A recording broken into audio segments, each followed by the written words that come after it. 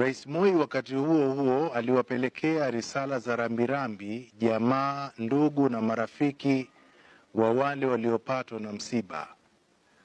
Rais Moi alitembelea mitaa ya Kayaba, Fuatanyayo, Mukuru, South B na pia South C.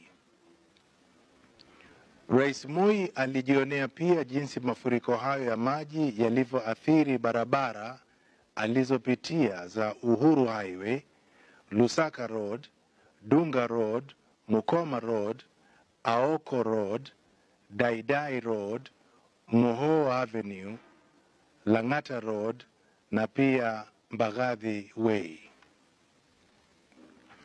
Akihutubia halaiki ya wananchi, Rais Moi alisema kamwe hajaridhishwa na mipango ya utaratibu wa mifereji ya kupitishia maji machafu hapa jijini ambayo huongezea tatizo la mafuriko.